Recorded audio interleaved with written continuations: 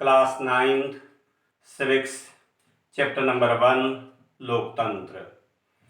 आज दुनिया में लोकतंत्र को विश्व का सबसे अच्छा शासन प्रणाली माना जाता है। यही वजह है कि आज दुनिया के अधिकांश देशों में लोकतंत्रात्मक शासन व्यवस्था स्थापित है। आखिर लोकतंत्र है क्या? लोकतंत्र किसे कहते हैं?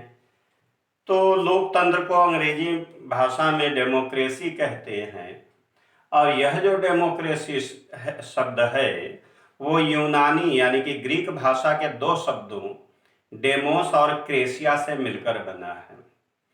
डेमोस का मतलब जनता और क्रेसिया का मतलब शासन शक्ति होता है। तो इस प्रकार से जिस शासन में शासन करने की शक्ति जनता के पास होती है उसे लोकतंत्र कहते हैं। अब्राहम लिंकन ने बड़ी अच्छी परिभाषा दी है कि लोकतंत्र जनता के लिए और जनता के द्वारा शासन है। लोकतंत्र के दो रूप हैं, दो प्रकार हैं, दो भेद हैं, प्रत्यक्ष लोकतंत्र और अप्रत्यक्ष लोकतंत्र। प्रत्यक्ष लोकतंत्र में जनता स्वयं प्रत्यक्ष रूप से शासन कार्यों में भाग लेती है, जो कि प्राचीन काल में भारत, चीन, यूनान, रोम जैसे देशों में हमें देखने को मिलता है। लेकिन अब आज का समय है, बड़े बड़े देश हैं, विशाल जनसंख्या है, तो इस तरह से आज के युग में प्रत्यक्ष लोकतंत्र संभव नहीं है। फिर भी वर्तमान में स्विट्जरलैंड के कुछ भागों में हमें प्रत्यक्ष लोकतंत्र का उदाहरण देखने को मिल जाता है। अप्रत्यक्ष लोकतंत्र वह लोकतंत्र है जिसमें जनता अपने जनप्रतिनिधि के माध्यम से शासन कार्यों में भाग लेती है और आज विश्व के लगभग सभी लोकतांत्रिक देशों में अप्रत्यक्ष लोकतंत्र ही कायम है।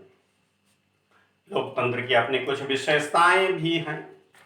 जैसे नंबर 1 में अगर हम बात करें तो लोकतंत्र में अंतिम निर्णय लेने का अधिकार जनप्रतिनिधियों के पास होता है। और नंबर 2 में अगर हम बात करें तो इन जनप्रतिनिधियों को स्वतंत्र और निष्पक्ष चुनाव द्वारा जनता अपने वयस्क मताधिकार का इस्तेमाल करके चुनती है। इसकी तीसरी विशेषता है कि लोकतंत्र में सभी नागरिकों के मतों का मूल्य एक समान माना जाता है। और लोकतंत्र की चौथी विशेषता है कि लोकतंत्र के द्वारा विधि का शासन कायम होता है और नागरिक अधिकारों की सुरक्षा होती है। यह है लोकतंत्र की विशेषताएं। जब लोकतंत्र को दुनिया का सबसे अच्छा शासन प्रणाली माना जाता है तो फिर निश्चित सी बात है कि लोकतंत्र में कई गुण हैं, इसके पक्ष में कई तर्क दिए जाते हैं। जैसे कि अगर हम नंबर 1 की बात करें तो लोकतंत्र जनमत पर आधारित होता है। यह जनता की इच्छाओं से संचालित होता है। लोकतंत्र में जनता की भलाई के लिए अधिक से अधिक कार्य किए जाते हैं। यही वजह है कि लोकतंत्र एक लोकप्रिय और स्थायी शासन है। लोकतंत्र में नागरिकों को समानता और स्वतंत्रता प्राप्त होती है। जाति, धर्म आदि के आधार पर किसी भी नागरिक के साथ भेदभाव नहीं किया जाता और संविधान के अंतर्गत नागरिकों को अनेक प्रकार की स्वतंत्रताएं दी जाती है। लोकतंत्र में राजनीति की शिक्षा मिलती है क्योंकि लोकतंत्र में जनता चुनाव लड़ती है, वोट डालती है, शासन क्रियाओं में भाग लेती है, तो इससे जनता को राजनीति की शिक्षा मिलती है। और लोकतंत्र की एक बहुत बड़ा गुण यह है कि लोकतंत्र में क्रांति से सुरक्षा मिलती है, क्योंकि एक तो यह जनमत पर आधारित है और दूसरी बड़ी बात है कि समय समय पर चुनाव होते रहते हैं। अगर किसी सरकार से जनता असंतुष्ट है तो वो मतदान के द्वारा, चुनाव के द्वारा ऐसे निकम्मी सरकार को जब चाहे तब बदल सकती है। इससे क्रांति की संभावना नहीं होती। मगर दुनिया में ऐसा कोई चीज नहीं है जिसमें केवल गुण हो, दोष न हो। लोकतंत्र भी कोई अछूता नहीं है। लोकतंत्र में भी कई दोष हैं। सबसे बड़ा दोष तो यह है कि लोकतंत्र में संख्या को बल दिया जाता है, संख्या पर बल दिया जाता है, गुणों पर नहीं। जिस कारण कभी कभी लोकतंत्र में शासन व्यवस्था अयोग्य व्यक्तियों के हाथ में चला जाता है। तो ये एक बहुत बड़ा दोष है लोकतंत्र का। और लोकतंत्र में धन और समय का काफी अपव्यय होता है, क्योंकि समय समय पर चुनाव होते रहते हैं जिसमें काफी समय लग जाता है, काफी धन बर्बाद होता है। और कभी कभी संसद में, विधान मंडलों में सदस्यों द्वारा निरर्थक वाद विवाद होते रहते हैं, उसका कोई निष्कर्ष भी नहीं निकल पाता है, जिससे कि धन और समय का काफी अपव्यय हो जाता है।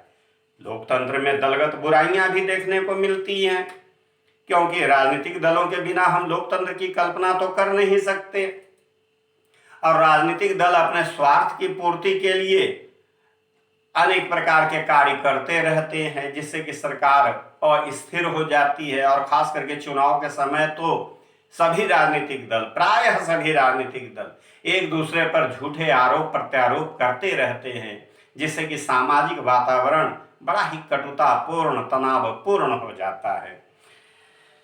लोकतंत्र को धनिकों का शासन भी कहा गया है, क्योंकि चुनाव प्रक्रिया काफी खर्चीली होती है। तो धनी व्यक्ति अपने धन बल के आधार पर गरीब जनता के मतों का क्रय कर लेती है और अपने हित में शासन चलाती है। लोकतंत्र को एक अनुत्तरदायी शासन भी कहा जाता है, क्योंकि प्रायः जनप्रतिनिधि चुनाव के समय झूठे वादे करके अपने पक्ष में मतदान तो करा लेते हैं, लेकिन चुनाव जीतने के बाद उन वादों की ओर कोई ध्यान नहीं देते, जिस कारण इसको अनुत्तरदायी शासन कहा जाता है। तो ये है तो लोकतंत्र के दोष, लोकतंत्र के विपक्ष में हम ये तर्क दे सकते हैं। तो सवाल ये पैदा होता है कि अगर लोकतंत्र एक श्रेष्ठ शासन प्रणाली है, तो हम इसको कैसे सफल बना सकते हैं? सफलता के लिए क्या शर्तें हैं? तो कोई बहुत लंबी चौड़ी बातें आपसे नहीं कहनी है, कुछ बातों पर ध्यान देना है। सबसे पहले तो लोकतंत्र की सफलता के लिए नागरिकों का शिक्षित और जागरूक रहना जरूरी है, क्योंकि एक शिक्षित नागरिक ही अपने और सरकार के अधिकार और कर्तव्यों को समझ सकता है। साथ ही साथ वह सरकार पर दबाव भी डाल सकता है अपने हित में कार्य करने के लिए। इसलिए शिक्षित और जागरूक नागरिक बहुत जरूरी है।